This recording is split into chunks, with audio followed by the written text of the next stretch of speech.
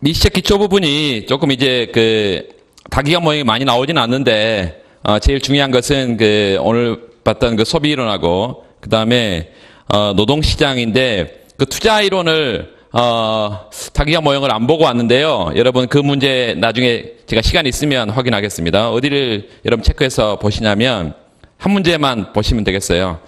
269페이지 87번 문제. 269페이지 87번 문제. 이거 뭐 간단한 거니까 이거 꼭 여러분 체크해서 보시고, 만약에 나중에 다 미시 기초 다 끝난 다음에 시간이 있다고 하면 이것도 보도록 하겠습니다. 넘어가시고 어디를 보시냐면 297페이지 노동시장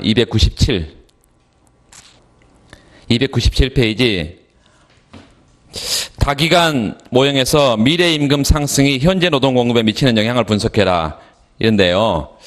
뭐 꼭 이게 문제가 간단한데 그 밑에다가 미래 임금 상승 이러는데 또 W1 현재 임금 상승 이렇게 써놓으세요. W1 현재 임금 상승이 노동 공급에 미치는 영향. 두 번째 또 이자율 상승이 노동 공급에 미치는 영향.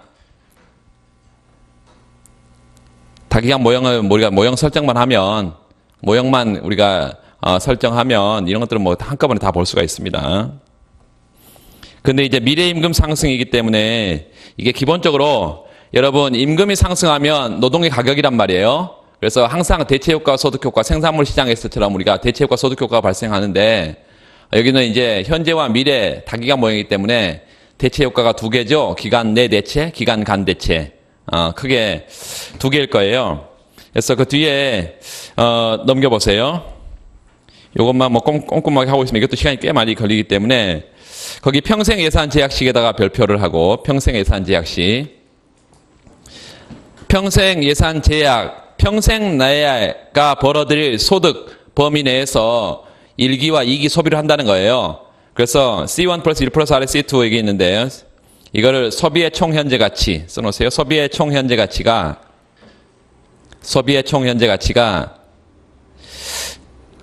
거기 H1-L1 H1은 1기의 총 가용 시간이고요. L1은 여기 소문자 L은요 여가소비입니다.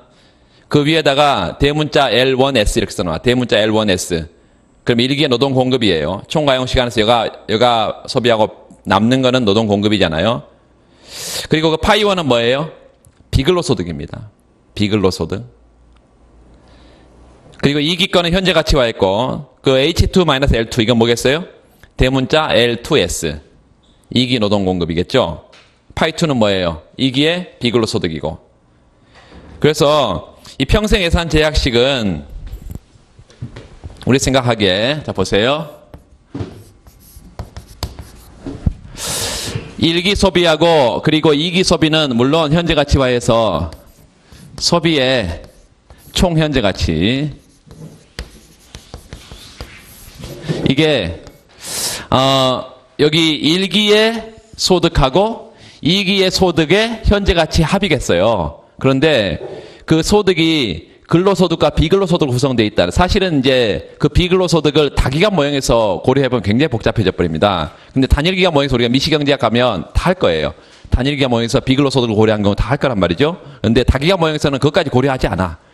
뭐 다른 것도 안 나왔는데 거기까지 나올 일은 없습니다. 근데 그래서 안 넣어도 상관없는데 모형 설정 부분에는 파이1, 파이2를 넣어주자고요. 이해되세요? 그래서 근로소득은 W1 1기 임금에다가 1기 노동 공급을 곱한 건데 여기 대문자 L1S 이렇게 여기에 파이1 그러면 1기의 비근로소득이죠. 이게 이제 근로소득이고 1기의 비근로소득. 2기 거는 1 플러스 R분의 1 현재 가치화 해야 되는 1 플러스 R분의 1. 그리고 여기 안에 2기의 W2 그리고 L2S 2기의 노동 공급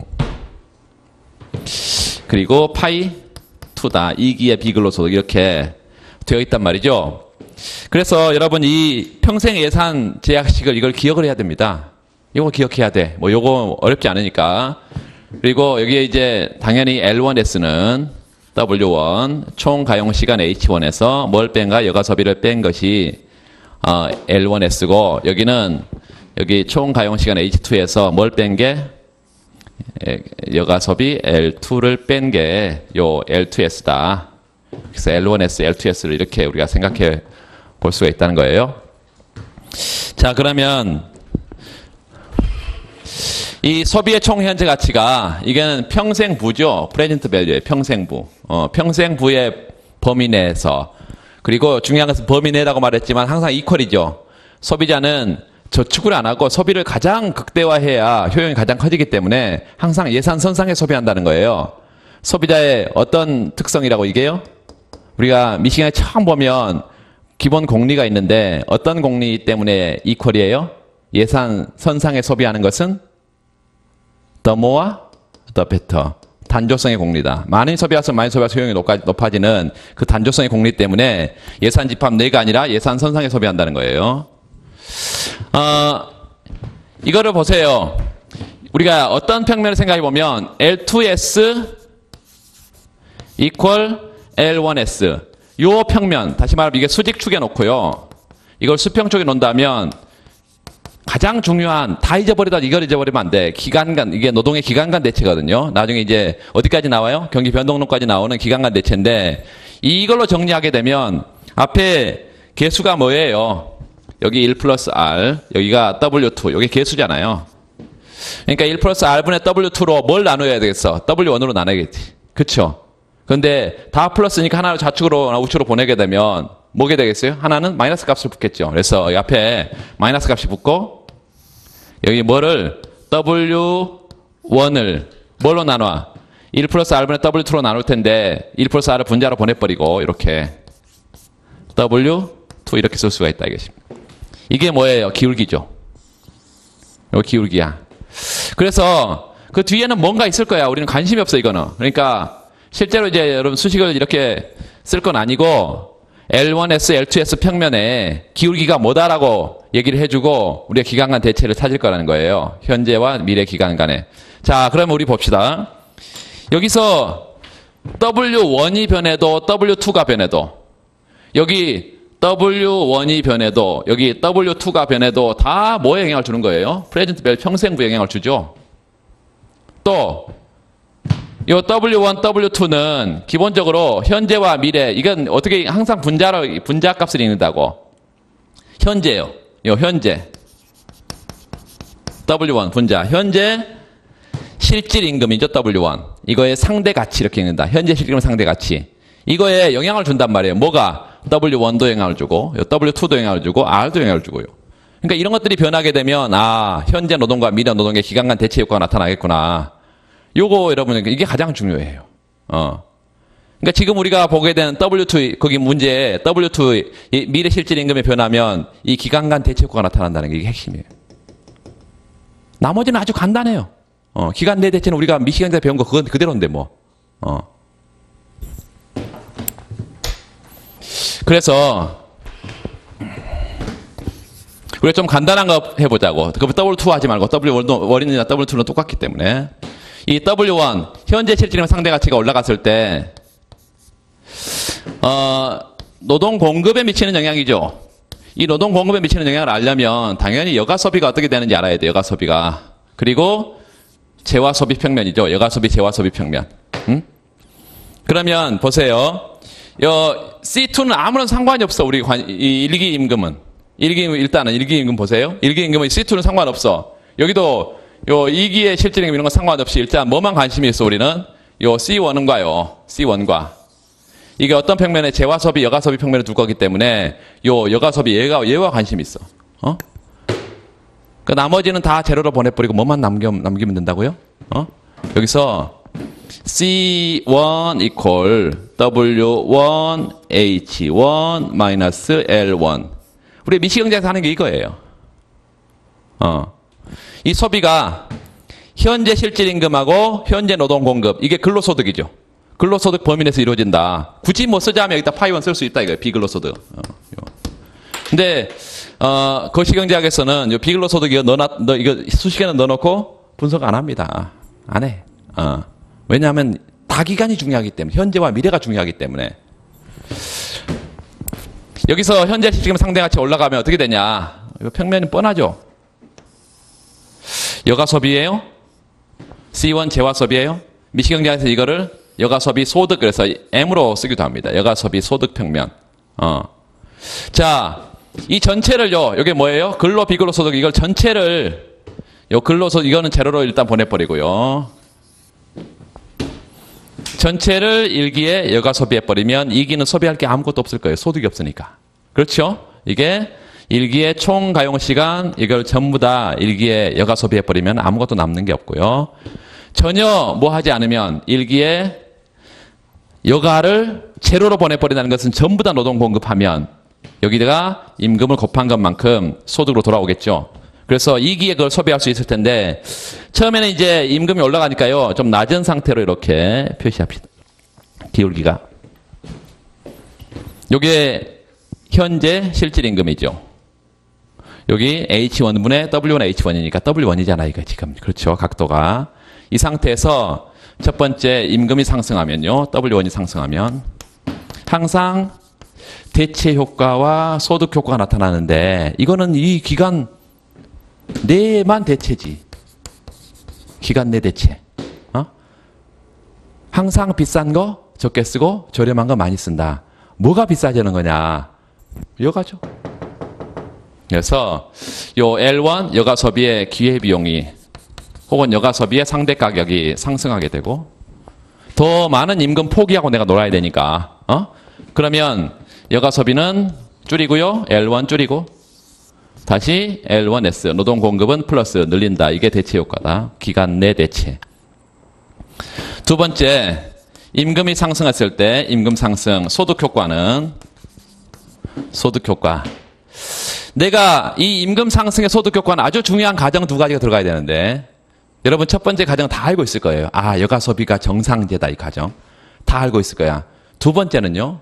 뭐 주말 근무 이런 걸 통해서 이제 그 근로 시간을 더 연장할 수도 있어요. 그러니까 기본적으로 근로 시간이 주어져 있다는 전제가 있어. 기존의 근로 시간이 그대로 유지된다는 거야. 그래서 근로 시간이 동일하다는 가정하고 두 번째는 요 여가 소비 L1이 이게 정상제라는 거. 정상제라는 게 뭐예요? 실질 소득이 증가하면 그제와 소비를 늘리는 거. 실질 소득이 감소하면 그제와 소비를 줄이는 거. 이게 정상제화고 그러면 여가 소비를 정상제로 했을 때 실질 소득이 플러스니까요. 여가 소비를 늘리고 노동 공급은 줄이는 L1S 줄이는 이런 효과가 나타날 것이다. 그래서 요 노동 공급 쪽에서는 대체 효과와 소득 효과가 나타날 것이고 대체 효과가 크냐 소득 효과가 크냐에 따라서 이렇게 이 효용함수를 아무도 주지 않죠. 미시경제학 가면 이제 여기다가 콥더글라스 효용함수를 집어넣을 수도 있고 레온티에프 집어넣을 수도 있고 준선형 다 집어넣을 수가 있다는 것입니다. 그래서 2015 작년에 외교원에서는 콥더글라스가 나왔어요. 하여튼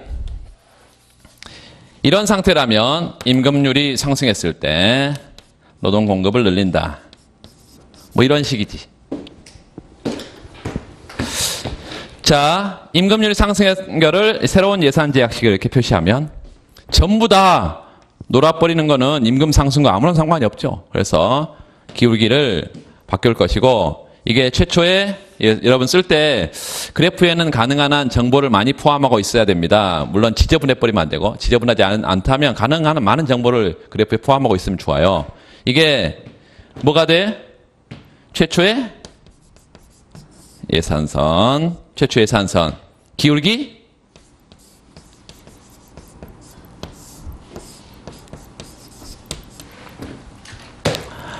새로운 예산선. 자, 최초의 한 점을 임의로 한 점을 찍고요. 요 변화 이후의 가격을 소득 효과를 제거하면 대체 효과인데 두 가지의 보상이 있다랬습니다. 하나는 힉스식의 보상, 또 하나는 슬러치기 보상. 힉스 보상이 가장 최소 지출이기 때문에 예산선을 가장 안쪽으로 끌어내린다. 그래서 예산선이 이 아래쪽으로 떨어지는 것이 슬러치기 요점, A점. 힉스는 요런 점, 그래서 B점. 그래서 대체 효과는 어떻게 나타나고요? 예산선을 안쪽으로 끌어내리는데 무차별 곡선이 서로 이렇게 돼 있을 때 실질 소득이 일정한 상태, 이런 상태에 처음에 L1 프라임 이렇게 대체 효과가, 그 다음에 소득 효과는 요 A점을 중심으로 대체 효과와 소득 효과가 같다고 하면 여기까지 가겠지만 대체 효과가 더 크다고 하면 이런 점에 예컨대 있을 것이다. 여기가 쭉 끌어내려서 L1의 더블 프라임이라서 소득 효과가 더 적다, 대체 효과보다. C점을 지나도록 무차별선을 이렇게 표시합니다. 효용은 I0의 효용 수준에서 I1의 효용 수준을 이렇게 넣을 것이다. 이렇게 썼는데, 자, 보세요. 문제에서 W1이 아니라 W2가 올라갔다 그랬어. 똑같아요. 똑같아. 그러면 우리의 관심사는 요 L2하고 C2일 거야. 그리고 이것도 똑같아. C2는 여기가 W2, H2, 마이너스 L2. 여기가 파이2. 뭐 달라질 게 뭐 있어요? 달라질 게 없어. 평면만 여기에 L2로 가고, 여기가 뭘로 가고? C2로 가고. 그러니까 기간 내 대체는 현재 기간이든 미래 기간 내든 상관이 없어. 똑같아요. 그래서 핵심은 뭐라고요? 이제 소득 효과하고 기간 간 대체인데, 기간 간 대체. 자, 여기 지금 소득 효과는 이미 우리가 W1이 늘든 W2가 늘든 요 대체 효과는 A에서 뭐로 가고요? B점으로 가고, 소득 효과는 B점에 C점으로 가고, 이렇게 소득 효과를 봤어요. 그래서 요거 이미 봐버렸고, 대체 효과, 소득 효과 하나만 생각을 해보면 마지막으로 W1이든 W2든 상관이 없겠습니다. W1이 늘었다, 뭐 이렇게 똑같이 W1이 늘었다. 그러면 기간 간 대체 효과도 나타날 거라 그랬고, 이 기간 간 대체 효과는 뭐 당연히 W1 1 플러스 R W2 이래서 현재 실질금 상대 가치가 요 W1이 올라가면 현재 실질금 상대 가치가 올라가기 때문에 현재 노동 공급을 늘린다. 그리고 미래 노동 공급을 줄인다. 뭐 이겠죠. L2S.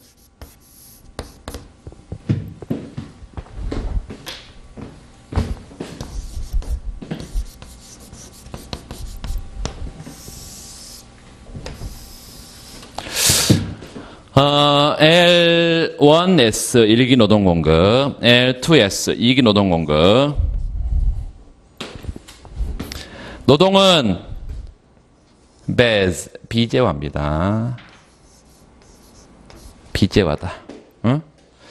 그래서 똑같은 노동 공급을 해야 되면 다음 기회 노동 공급은 줄이면 좋고, 다음 기회 노동 공급 일정하게 유지되면 현재 노동 공급을 줄이면 좋죠. 그래서 효용의 변화 방향, 벡터의 방향은 이렇게 가는 게 효용의 증가 방향이고, 보통은 증가 방향에 대해서 무차별선이 오목하다. 어? 그래서 이런 형태의 무차별선 우리가 하나 표시하면, 임금률이 어떻게 되니까요? 올라가니까 요 평생 예산선은 어떻게 생겼어? 아까 저기 L2S equal 마이너스 W2 W1 1 플러스 R이니까 저게 W1이 올라간다는 것은 처음에 어떤 게 상태예요? 요게 낮은 상태에서 나중에 올라가는 거니까 낮은 상태에서 가팔라지겠죠. 그렇죠? 완만한 상태에서 가팔라져. 그 말은 요렇게 완만한 상태였다가 요렇게 가팔라진다, 이런 얘기입니다.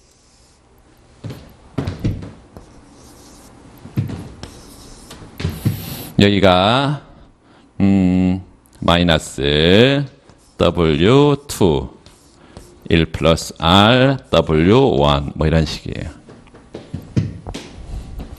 여기가 마이너스 W2 1 플러스 R W1 네요. 프라임.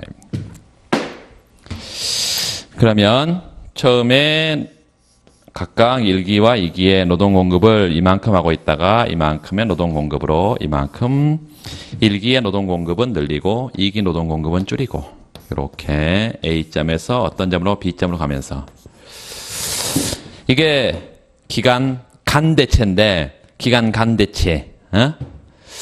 자, 왜 임금 변화에 따른 소득 효과는 얘기하느냐? 임금 변화에 따라서 소득 효과는 기본적으로 이 나라 전체에서 상쇄될 가능성이 높습니다. 따라서 요 A점으로 B점으로 지금 대체 효과, 기간 간 대체 효과만 우리가 관심을 가지면 돼요.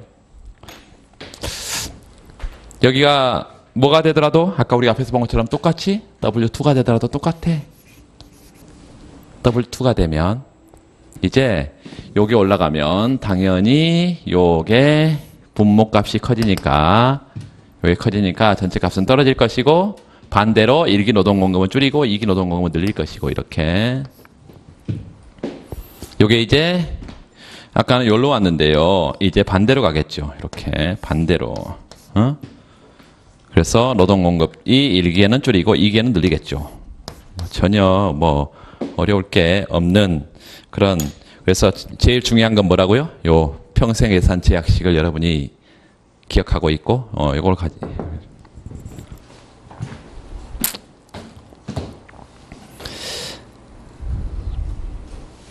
거기 그 예시답안에 한두 군데만 체크를 좀 하겠습니다. 그 2번에 기간 간 여가 선택의 최적 조건 거기다 별표를 하고 무차별선의 접선의 기울기가 있고요. 거기 방금 우리가 봤던 현재 실질임금 상대 가치가 있습니다. MRS는 현재 여가와 미래 여가 간의 한계 대체율이다. 또 무차별선의 기울기다. 두 번째 W2분의 W1 1 플러스 R은 현 예산 제약의 기울기. 왼쪽에 그 기간 내 대체 효과는 그 A점, B점 이런 거 있잖아요. A점, B점. 요게 지금 수평축의 소문자 L2입니다. 소문자 바꿔주시고 대문자가 아니라 다 고쳤는데 지금 소문자 거기에 소문자 L2 여가소비예요.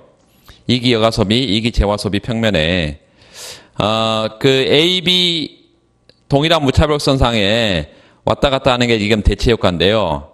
예산선이 하나 바깥에 나와 있는 거는 거기다가 또 설명을 하려다가 지금 안 그린 건데 그거 지워버리시기 바랍니다. 화이트 있으면 바깥쪽으로 나가 있는 거 의미 없는 거니까. 오른쪽 그래프는 그 재화소비와 여가소비의 최적 선택에서 2기 여가소비와 2기 재화소비의 선택인데 평생 부가 PV1에서 PV2로 이렇게 평생 부가 증가했잖아요. 그래서 그 위에다가 예 이러해서 사례 예 프레젠트 밸류 증가 이렇게 써놔요. 프레젠트 밸류가 증가한 경우 평생 부가 증가하는 경우 아까 말했어요. 평생 부가 증가하는 경우는 요거 평생 부가 증가하는 경우는 이 안에 들어있는 게 뭔가 증가하면 올라가면 평생 부가 증가하는 것입니다. 그래서 평생 부가 증가하면 소득 효과가 예산선이 평행하게 갔으니까요. 소득 효과를 써놔. 평생부 증가에 따른 소득 효과. 1기 여가소비, 1기든 2기 여가소비, 2기 재화소비 둘 다 이걸 늘린다.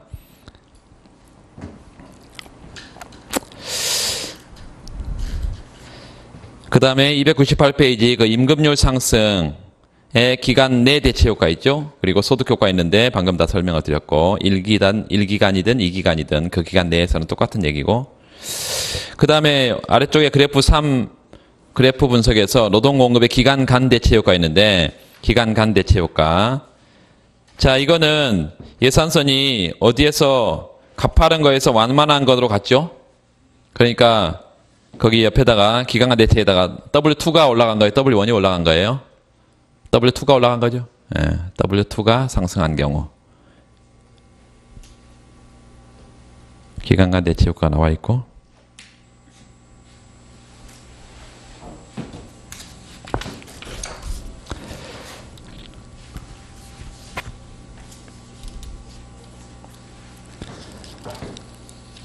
자, 그 다음에 300페이지는 지난 시간에 봤나요? 이거 봤죠. 넘어가겠습니다. 305페이지. 305페이지 2015년 행시 문제인데, 자, 세계 각국은 고용 유연화 밑줄, 그리고 실업 문제 완화, 이걸 위해서 다양한 노력을 기울이고 있다. 이런 목적을 달성하기 위해서 대표적인 정책으로 고용보호 정책이다 밑줄, 실업보험제도, 이 두 가지를 묻고 있는데요. 첫 번째, 고용보호 정책의 구체적인 사례를 두 가지 설명해봐라. 고용보호 정책. 두 번째, 고용보호 정책이 기업의 신규 채용에 어떤 영향을 미치냐. 지난번에도 우리가 바로 어제도 봤지만 엄격한 고용보호제, 고용보호제, 잘라내기 어려우면 신규 채용도 어려워진다. 뭐 기본적으로 우리 시간 갖고 있잖아요. 세 번째, 실업수당의 수급기간 연장, 실업수당의 소득 대체율 증가. 이게 실업률, 실업기간, 노동생산성에 어떤 영향을 미치는지 설명해봐라. 이렇게 했습니다. 이제 넘어가세요. 이 시담은 그냥 보면서 확인을 하고, 한 군데 좀 고칠 때가 한 군데 있는데, 거의 노동조합 지원 정책이다 맺죠. 첫 번째. 정부가 노조 설립, 그리고 노조가 활동하는 데 있어서 정부가 지원을 하게 되면 고용자들의 협상력을 높여서 사용자들이 자신이 원하는 근로조건을 원활히 제시할 수 있도록 정부가 해주는 거, 이런 게 노동조합 지원 정책이고요. 그 해고 방지 밑줄, 노사 분쟁 발생 시 해결할 수 있도록 기존 노동자를 보호하는 정책이다. 두 번째, 고용 지원금 지급, 해고 비용 부과. 보통 이제 경기가 나쁠 때 기업들은 이제 근로자들을 해고시키려는 그런 유인을 많이 갖게 될 거예요. 그런데 정부가 계속해서 그런 근로자들을 고용해주는 대가로 고용 지원금 이런 걸 준단 말이죠. 또 하나, 그 퇴직금, 그 밑에 퇴직금, 고용자를 해고할 때 지급하는 퇴직금, 이 규정이 해고 비용으로 활용될 수가 있다. 퇴직금 지급 규정을 더 엄격하게 하면, 우리나라는 비정규직이 제일 문제인데, 2번 고용보호정책의 영향. 일단 정부의 고용보호정책으로 인하여 기업 내 밑줄 긋시다. 노동조합의 영향력이 강해지고, 기존 고용자들의 해고하는 데 비용이 상승하게 되면 기업 내 기존 근로자들의 교섭력이 강해진다 밑줄. 노조가 공급 독점자처럼 행동하게 된다 이것입니다. 이제 그러면 그 그래프를 잠깐 가보세요. 그 노동자 단체의 최적 선택에서 공급 독점자를 써놔요.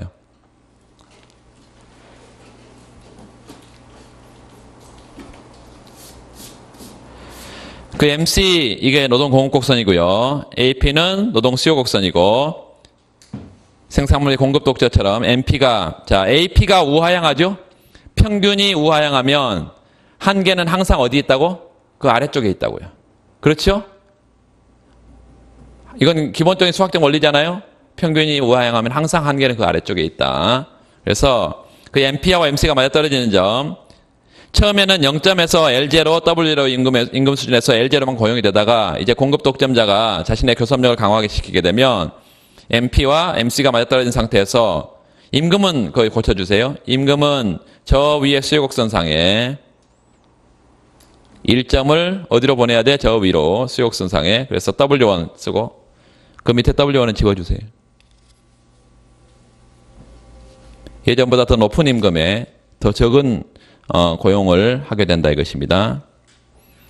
왜냐하면 기존의 그 노조는 밖에 실직자를 전혀 고려 대상으로 하지 않아요. 자신의 그 고용 상태에 있는 사람들의 근로조건에 관심이 있지.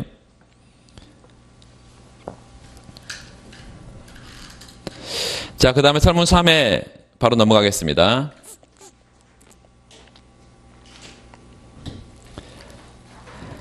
실업률에 미치는 영향, 실업수당 수급 기간을 연장하게 되면 그 유보임금 모형에서 저 밑에 그래프 좀 보세요. 바로 VU는 뭐예요? unemployed. 그래서 실직자의 기대효용 곡선이고요. 실직자의 기대효용 곡선은 임금과 상관 있어요? 없어요? 상관없죠? 취업자에게만 임금이 의미가 있지 실직자에게 임금이 무슨 의미가 있어요? 그래서 수평선으로 나오고 취업자의 기대해용 곡선은 우상향하는데 한계해용은 점점 소득의 한계해용은 체감한다 이런 가정을 둔 것입니다. 그래서 처음에 최초의 균형점을 A점 쓰세요. A점. W0의 임금 수준이 유보임금이죠. 유보임금은 뭐예요? 유보임금? 직업 제한을 받았을 때 수락하거나 거절을 결정하는 임금 수준이죠. 유보임금 수준 W0 스타다. 그런데 그 화살표가 되어 있는 것이 뭘 높여주면 실업수당 지급기간을 수급기간을 연장시켜주면 실직자의 기대효용이 올라가겠죠. 그래서 유보임금 상승 밑에 써놔요. 유보임금 상승. 유보임금 상승하면 예전보다 더 높은 임금이 돼야 그런 제한이 와야 내가 이제 실직 상태에서 취업 상태로 넘어갈 거란 얘기죠. 그러니까 유보임금 상승 거기다가 밑줄 써놓고 균형 탐색 기간 연장. 균형 탐색 기간 연장. 그래서 더 오랫동안 이제 직업을 찾는다는 거예요. 더 높은 임금이 제공될 때까지.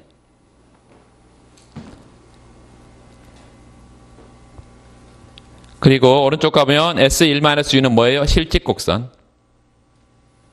그 다음에 UPH W0 이렇게 되어 있는데요. 그 위에 거기 써놓으세요. 그 P는 뭐예요? P는 직업 제한 비율이고요. HW0는 뭐예요? 1회 제한 시 W0 이상의 임금을 제한받을 확률이죠. 거기 다 써져 있어요. 위에 그 모형 설정 부분에 다 써져 있어. 그래서 거기다 그냥 입직곡선. 입직곡선. S1-U 이직곡선. 입직곡선은 간단하게 뭐라고 쓰나요? 그냥 FU 이렇게도 쓰죠. FU. 입직곡선. 그래서 유보임금 수준이 올라간다는 것은 더 높은 임금이 돼야 내가 뭐 하겠다? 실직 상태, 취업 상태로 넘어가겠다. 그러니까 더 오랜 기간 탐색을 하는 거기 되고 입직률이 낮아지는 거죠. 그렇죠. 그래서 하방으로 떨어진다. 거기 자연실업률 증가 써놔요. 자연실업률 증가. 그래서 밑에 보면 실업수당의 수급기간이 연장되는 경우 실업상태의 기대효용이 올라가게 되고 이로 인해서 노동자들이 느끼는 유보임금 역시 상승한다. 밑줄 유보임금. 그래서 유보임금이 상승하게 되면 유보임금 이상의 임금을 제한받을 확률이 떨어지고 그래서 그렇게 써놔요. 입직률이 떨어지고 또 입직곡선이 하방 이동하고 다 같은 말이에요. 실업률을 상승해요. 그 실업률은 무슨 실업률인가요? 자연실업률입니다. 자연실업률. 이게 자연실업률 결정식이니까. 두 번째, 실업수당의 소득 대체율 증가. 실업수당의 소득 대체율 증가라는 것은 뭐예요? 근로자에게 걷는 거예요? 아니면 지금 실직자에게 영향을 주는 거예요? 기본적으로 여러분 근로자들이 예전에 예컨 소득의 5%를 적립을 했다고 하면 이제 10%를 적립하게 만드는 거예요. 그러면 지금 내가 일하는 거에서 더 많이 뺏어가니까 싫겠죠. 그래서 취업자의 기대효용이 하방으로 떨어지고요. 두 번째, 지금 내가 실직 상태에 있어. 그러면 더 많이 거뒀다가 더 많이 주는 거니까 좋은 거죠. 그래서 실직자의 기대효용 곡선은 상방, 화살표 하세요. 그 다음에 취업자의 기대용 곡선은 하방 이렇게 떨어지면 맞아 떨어지는 점 있어? A점에서 B점 이렇게 B 써놔요. A, B 이렇게. 유보임금이 W0 스타에서 W2 스타까지 유보임금이 올라가네요. 유보임금 상승. 마찬가지로 입직률 하락. 자연실업률 증가. 이렇게 되겠습니다. 전혀 어려울 게 없어. 그래서 그 뒤에 나와 있는 것들은 여러분 읽어보시면 되고 거기 3번 노동 생산성에 미치는 영향 좀 보세요. 노동 생산성. 실업수당의 기간의 연장 및 실업수당의 소득 대체율 증가는 밑줄 긋읍시다. 모두 실업률을 상승시킨다. 실업률이 상승한다는 것은 이제 생산에 참여하고 있는 근로자 수가 점점점 줄어든다는 것을 의미하죠. 근로자가 줄어들면 더 적은 근로자들이 더 많은 생산 시설을 가지고 일을 하게 되는 거죠. 노동 생산성 향상 밑줄. 노동 생산성 증가. 그 뒤에 그러나 만약 노동자의 노동 생산성이 근로자의 근로 의욕과 마이너스 상관관계가 있다면 밑줄.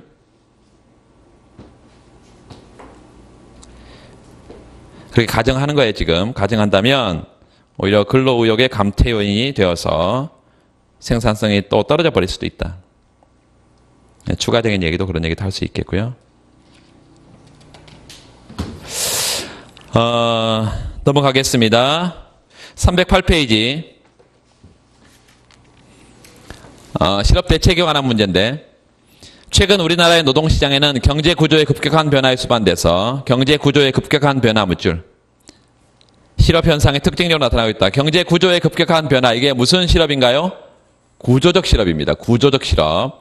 이 구조적 실업은 자연 실업이 하나의 종류예요. 여러분 정확하게 해야 됩니다. 자연 실업이 하나의 종류야. 그 뒤에 실업의 종류가 나와 있는데 그 세 가지 체크하세요. 먼저 마찰적 실업. 마찰적 실업은 직업 탐색 과정에서 발생하는 실업이다. 일시적으로 새로운 일자리를 찾아가는 과정에서 생기는 실업. 두 번째, 구조적 실업은 서양산업과 성장산업이 생기는 경제성장 과정에서 반드시 나타나는 불가피한 그런 실업인데, 그거를 옆에 써놓으세요. 그 옆에 되어 있는 거 밑줄. 부문 간 이동이라고도 말한다. 섹토럴 시프트. 어디서 어디로 이동하는 거예요? 서양산업에서 성장산업으로 이동하는 거죠. 그 과정에서 서양산업에서 근로자가 성장산업에서 신속하게 흡수가 안 되면 그 과정에서 실업이 발생하는데, 그 실업을 구조적 실업이라고 말한다. 거기 경제성장 과정에서 불가결하게 나타난다. 대기적 실업이요. 거기 임금 경직성, 그에 따른 노동 할당에 의해서 발생하는 실업이다. 이게 자연 실업이라면 그 대기적 실업이라는 것은 임금 경직성에 의해서 나타나면 이게 보통 비자발적 실업 아니에요? 그렇게 생각할 수 있는데요. 요건 일시적인 현상입니다. 일시적인 거야. 임금 경직성이 케인즈가 생각하는 것처럼 지속성을 갖는 게 아니고, 일시적으로 임금 경직적이면 그때 자신에게 돌아올 때까지 기다리는 과정에서 실업이 생긴다는 거예요. 이게 다 새 고전학파의 자연실업의 종류입니다. 자, 위에 다시 보세요. 이런 자연실업을 특징적으로 하고 있다고 나와 있는데, 실제 여러분 이제 문제가 나오면 현재 실업은 어떤가요? 현재 실업이 심각한데, 이 실업은 전 세계적인 경기 침체, 특히 한국 경제의 경기 침체 때문에 나타난 실업이 상당 부분 존재하잖아요.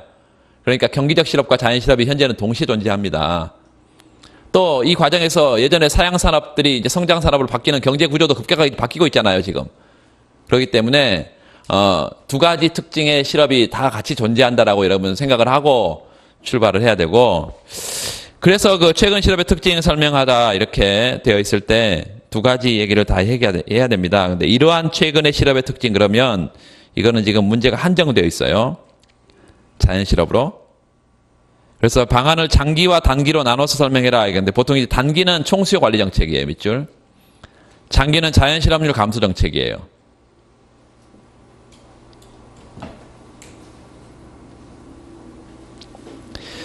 어, 309페이지 보면 그 자연 실업률 결정 과정에다 별표하고, 일단 자연 실업률이란 건 뭐냐? 그 단기적인 경기 변동과 무관하다. 두 번째, 장기적으로도 사라지지 않는다. 왜? 자연 실업은 장기 균형 실업률이기 때문에.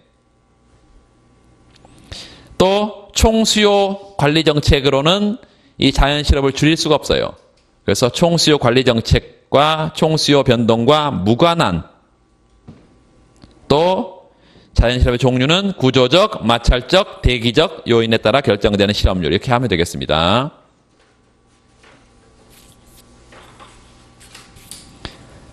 거기 L equal E 플러스 U 밑줄 그어놓고, 경제활동 인구는 취업자와 실업자 합이고, S를 job separation, 그 다음에 F를 job finding, 이렇게 비율이라고 한다면, 장기균형 상태에서 거기 FU equal SE, 거기다 박스를, 실직자 가운데 새로 일자리를 찾는 사람의 비율과 취업자 가운데 새로 일자리를 잃는 사람의 비율이 맞아떨어진 상태가 장기균형 상태라고요. 그 장기균형 상태의 조건식을 쭉 정리하면 밑에 자연실업률 UN, 거기다 별표. 자연실업률은 S 플러스 F 분의 S 이렇게 나옵니다. 아주 간단하게 나오죠. 이렇게 나오는데, 중요한 것은 이직률이 높으면, S가 높으면, 입직률은 가만히 있고 이직률이 높으면 전체 값은 커져요, 작아져요? 커져요, 작아져? 커지죠. 꼭 해봐야 돼요. 커져요. F가 커지면 낮아지죠. 그래서 그 옆에 이직률이 낮을수록 입직률이 높을수록 자연실험률이 낮아진다.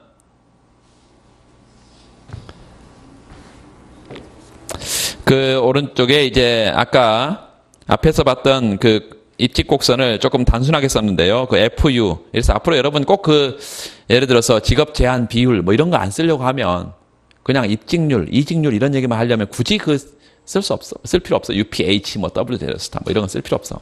그냥 FU 이렇게 쓰세요.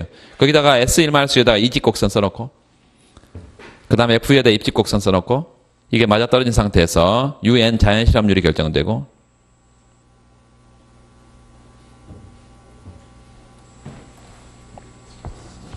경제 구조의 급격한 변화가 실업에 미치는 영향 이랬어요. 경제 구조의 급격한 변화. 자, 아까 뭐라 그랬어요? 사양 산업에서 일자리를 잃고 성장 산업에서 일자리가 흡수가 안 된다. 이게 구조적 실업인데, 구조적 실업. 그러면 실직률은 어떻게 되고요? 높아지고, 입직률은 낮아지고, 뭐 이런 식이라요, 기본적으로. 그래서 일단 실직률 상승 거기다가 동그라미하고 그 그래프 위에 실직률이 상승. 그러면 어떤 점에서 어떤 점으로 가나요? S1에서 S2로 가니까 A점에서 B점으로 화살표하고 실직률 상승.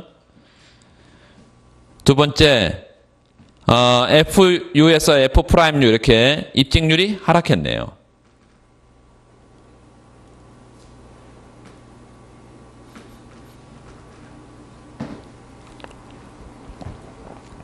그래서 직업 탐색 과정, 이게 이제 마찰적 실업, 직업 탐색 과정이다 미치고 그 마찰적 실업.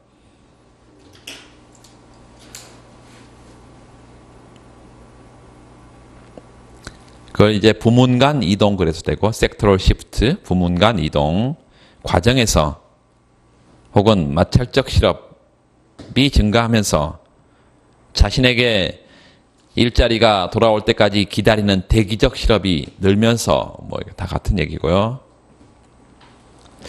그 단기 처방은 거기 총수요 관리 정책, 동그라미 총수요 관리 정책. 장기 처방은 자연 실업률 감소 정책 이렇게 해서 실업 대책은 크게 두 가지다.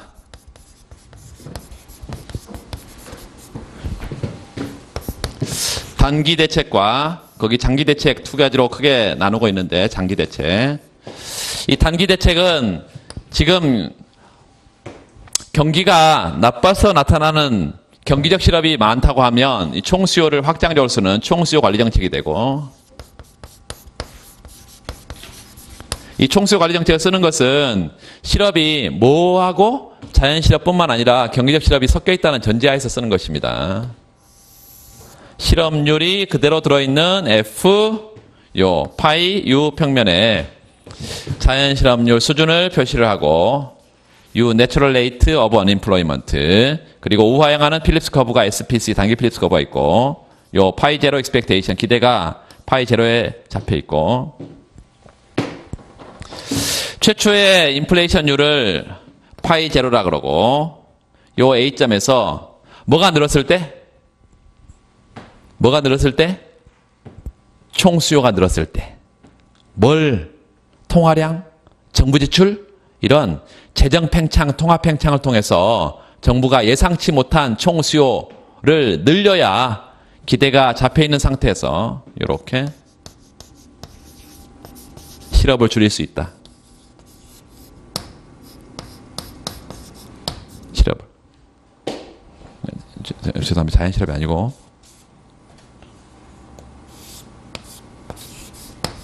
이렇게 실업을 줄일 수 있다. 자연 실업률 수준에서 일정하게 실업률을 줄일 수 있다. 그런데 요 파이 1으로 물가가 상승한 것을 인식하는 대로 적응적 기대든 합리적 기대든 다시 여기로 가버린다. 그러니까 중요한 것은 총수요 관리 정책의 대책이 단기 대책이지 장기에는 여기로 다시 가버리니까 이렇게 가버리니까 장기 대책은 될 수가 없다. 이런 얘기예요. 적응적 기대든 합리적 기대든 장기에는 자연 실업률로 돌아가니까. 그래서 이것만 여러분 설명을 해주면 되겠습니다. 이렇게 가는 게 실업 대책이 되겠다. 통화를 팽창시키든 정부 지출을 팽창시키든 총수요를 늘리는 총수요 확장 정책을 통해서 가능하다. 거의 실업 대책은 여기에 집중하고 있죠. 워낙 경기가 나쁘고 또 정치인들이 단기적인 시각을 갖고 있기 때문에 자기 임기 내에 뭐 해결하려고 그러고 지금 당장 재경부 장관 임명시켜 놓으면 자기 1년 안에 1년 뒤에 또 바뀔 거니까 1년 안에 뭔가 해내려고 그러기 때문에 이 장기 대책은 S1-U, FU 실업률이고 우하향하는 여기가 지금 뭐예요? 여기 1이면 여기 제로가 되니까 1이 되죠. 그리고 0점에 빠져나오는 반직선의 F요고 이렇게 최초의 자연 실업률 수준은 여기고 Natural Rate of Unemployment 최초의 자연 실업률 수준이다. 이 상태에서 이 자연 실업률을 어떻게 하면 줄일 수 있겠냐? 어떻게 하면 줄이면 돼요? 지금 실업률이 느는 이유는 취업 상태에 있는 애들이 자꾸 잘려서 밖으로 나가니까 실업자들이 많아지는 거고 두 번째 지금 실직 상태에 있는 사람들이 일자리를 못 찾아서 계속 그 자리에 있으니까 지금 실업률이 높은 거죠. 그래서 어떻게 해줘야 돼? 실업률을 가능하면 낮춰야 되고요. 요걸 낮춰야 돼. 어떻게 하면 낮출까요? 지금 취업 상태에 있는 애들을 잘리지 않게 하려면 직업교육 이런 것들을 활성화시켜야겠죠. 왜? 생산성이 낮은 근로자들을 먼저 잘라내기 때문에 생산성이 떨어지지 않도록. 또 지금 기술이 워낙 빠른 속도로 기술이 변하잖아요. 그래서 이 기술이 숙련 노동 편향적인 기술이라고 한다면 기술 교육이요. 이 기술을 따라잡는 그런 교육 훈련이 필요하다. 그래야 안 잘리니까 이렇게 해서 실직 곡선을 하방으로 이렇게 떨어뜨려야 되고 S1, 1-U, S0. 두 번째, 지금 실직 상태에 있는 사람들이 일자리를 찾는 비율이 이건데요. 실직 상태에서 계속 열심히 자기는 하루 종일 돌아다녀도 일자리 잘 못 찾는다 이것이에요.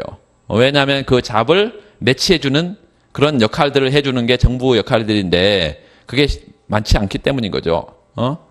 그래서 중소기업은 일자리가 부족해서 야단이고 이쪽은 남아돌고 저쪽은 부족하고 이런 그래서 기본적으로 취업 박람회 같은 잡 매치가 안 되는 이유가 정보가 부족하단 말이에요. 그래서 취업 정보 유통을 원활하게 혹은 활성화 이런 대책들이 필요하다. 이런 걸 통해서 뭐를 늘려주면 입직률을 이렇게 늘려주면 이런 점으로 가면서 자연 실업률 자체를 끌어내릴 수가 있다. 이게 장기적인 대책이죠. 그래서 실업률과 실직률과 그다음에 입직률, 취업률 이런 것들을 변화시키는 것은 장기 대책이고요. 이런 노력들을 해야 된다는 것입니다. 근데 장기 대책은 말 그대로 장기적인 대책이기 때문에 금방 가시적인 성과가 나타나지 않으니까 보통 이제 이거에 정치인들이 이걸 관심이 별로 많지가 않죠.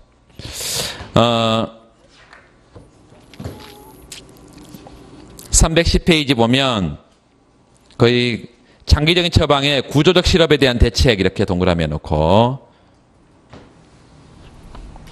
산업 간의 인력의 재배치, 섹터럴 시프트 이 과정에서 나타나는 구조적 실업의 혹은 대기적 실업의 방법이 방금 대책이 그거였고 임금 경직성에 대한 대책 임금 경직성 노동시장의 유연성 얘기는 굉장히 많이 있죠. 여러분 그게 이제 법안으로 지금 되어 있지는 않지만 계속해서 이제 노동시장의 유연성 그 대책들이 지금 계류가 되어 있잖아요. 국회. 이게 이제 그 선거 끝나면 또 될 수도 있고 선진화법인가요? 그것 때문에 쉽진 않고 3분의 1을 넘어버리면 뭐 하겠다는 거죠? 헌법을 마음대로 바꿔? 3분의 2가 넘을 것 같아요? 그럴 리는 없을 건데 모르죠. 그렇게 돼야 되는지 어떠는지 하여튼 뭐가 이 정치는 집권 일을 할 수 있도록 해주는 것도 필요하고 또 그렇다고 해서 이게 한쪽 방향으로 그냥 뭐 몰아줘서 이게 독재로 가는 것도 이게 심각한 문제죠. 잘 판단을 해서 잘 해야 될 텐데 얼마 남진 않았네요. 여기 주나 저기 주나 표는 뭐 별로 그렇게 값어치는 없는 것 같아. 지금 하는 그 세 단어 쓰고 싶은데 마이크에서 대고 세 단어 이런 거 쓰면 안 됩니다. 311페이지 101번 문제 보시면 그 제조업과 서비스업 중 R&D나 교육훈련 등을 통해서 거기 밑줄 긋읍시다. 제조업의 노동자가 더 생산성 향상이 더 크다. 첫 번째 팁이고요. 두 번째는 제조업의 비중은 점점 더 작아지고 있다. 두 번째고 생산성은 높아지고 있는데 비중이 전체 산업에서 차지하는 비중이 줄어들고 있다네요. 이때 이러한 노동 생산성의 차이가 노동시장에 어떤 영향을 미치냐 이렇게 물었어요. 그리고 이때 실업대책은 뭐냐. 이 간단한 문제지만 여러분 내시답안을 꼼꼼하게 공부를 해서 노동시장에 여러분 그 지식을 좀 풍부하게 해야 됩니다. 그래야 어떤 문제가 나오든지 쓸 수가 있어. 잘 쓸 수가.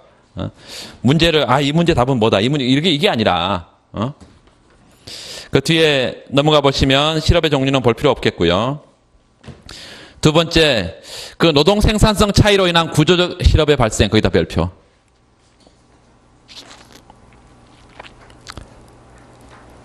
노동 생산성이니까 이 생산성이 노동시장의 수요 공급 곡선에 어디 영향을 주겠어요? 수요 영향을 주잖아요. 그러니까 노동 수요에 대한 얘기를 먼저 해야 되고 동그라미. 노동 수요는 기업의 이윤이 극대화되는 상태에서 노동 고용 규모가 정해지니까 P 곱하기 Q 마이너스 WL 마이너스 RK 이게 이윤 극대화식이고 선택 변수는 뭐예요? 노동이니까 노동으로 미분하게 되면 W 이퀄 P 곱하기 MPL이든 P분의 W 이퀄 MPL 이렇게 나올 거 아니에요? 그렇게 나올 것이고 그래서 제일 뒤에 밑줄 긋읍시다. 기업의 노동 수요는 임금이 한계 생산물 가치와 일치하는 수준에서 결정되고 노동자의 생산성이 올라가면 노동 수요도 증가한다. 그렇죠. 거기다 일단 노동 수요 증가. 거기다 별표합시다. 개별 기업의 노동 수요를 소문자로 쓰겠습니다. LD. 전체 노동 수요를 대문자로 LD 이렇게 쓸 거고 물론 시장 전체는 기업들을 다 곱한 걸로 기업 숫자를 곱한 걸로 되어 있다. 이렇게. 자, 그 첫 번째 그래프에 제조업 부문의 동그라미. 두 번째 서비스업 부문의 동그라미. 자, 제조업 부문의 생산성이 높아요, 낮아요? 높다 그랬어. 그러면 다른 서비스 분야의 생산성은 상대로 낮은 거죠. 그런데 생산성은 뒤로 떨어져 뒷걸음질 치는 경우가 있을까요? 그런 경우가 별로 없을 거니까 생산성이 둘 다 올라가는데 격차가 있다 이렇게 우리가 생각을 해볼 수 있다 이거예요. 그래서 거기 그 왼쪽에 제조업 부문에 L0 디맨드에서 L1 디맨드로 화살표를 하되 화살표를 두 개 해서 좀 크게 이동한 걸로 생각을 해보세요. 생산성이 크게 증가해서 제조업 부문에는 노동 수요가 크게 늘었다.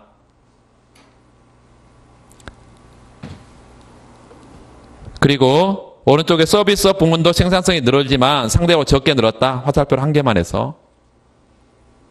임금도 제조업 부문은 크게 올라가고 두 번. 그 다음에 서비스업 부문은 한 번만. 그래서 임금 격차가 존재하죠. 그 밑에 설명 부분 보세요. 제조업 부문에서는 노동 생산성이 훨씬 더 서비스업 부문보다 크다. 따라서 우측 이동폭이 노동 수요 우측 이동폭이 크고 결과 W2가 W1보다 더 크다. 밑줄 그었고 제조업 부문의 임금이 더 높아진다. 그러면 이동을 하겠죠. 누가? 밑에 다음 줄에 서비스업 노동자들이 제조업 부문으로 이동할 요인이 있고 이게 부문 간 이동. 거기다 박스를 치고 섹터럴 시프트. 부문 간 이동. 구체적인 그래프를 가지고 구조적 실업 유발된다. 그래서 구조적 실업을 앞으로 내가 그래프를 한번 그려봐야 되겠다. 그럼 이렇게 생각을 해서 여러분 유추를 해서 배점이 좀 크면 이 그래프를 그릴 수 있다는 거예요. 두 번째, 임금 경직성으로 인한 대기적 실업. 임금 경직성. 자, 이제, 제조업 부문 전체 노동시장 동그라미, 전체. 전체에다가 동그라미, 전체. 이 제조업 부문은 아까 노동 생산성은 올라간다 그랬는데 전체 규모는 줄어든다 그랬네요. 전체 규모는. 그러니까 그 밑에 그래프 밑에 먼저 잠깐 보세요. 거기 첫 번째 줄에 제조업 부문으로 노동자들이 유입된다 밑줄.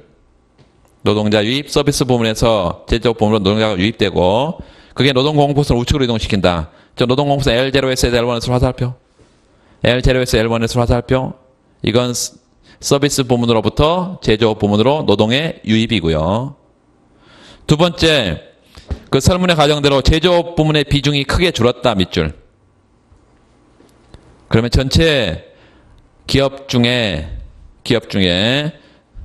제조업에 참여하는 기업의 수가 작아질 거니까 노동 수요 곡선은 좌측으로 이동할 거예요. 그리고 W 바 있죠? 최초의 임금 수준인데 최초의 임금 수준 0점에 노동 공급은 늘고 수요는 줄었으니까 이게 전체 노동시장은 초과 공급 상태로 갈 거고 임금이 신속하게 떨어진다면 초과 공급이 신속하게 해소될 거예요. 그럼 실업이 있어요 없어요? 없지. 그런데 문제는 우리가 실업이 있다고 지금 얘기하려고 하잖아요. 실업이 있다고. 그러니까 W 바 수준의 임금 경직성 이렇게 써놔요. 임금 경직성. 이게 시장에 노동자들이 실직 상태 노동자들이 넘쳐나는데도 불구하고 임금이 신속하게 떨어지지 않는다면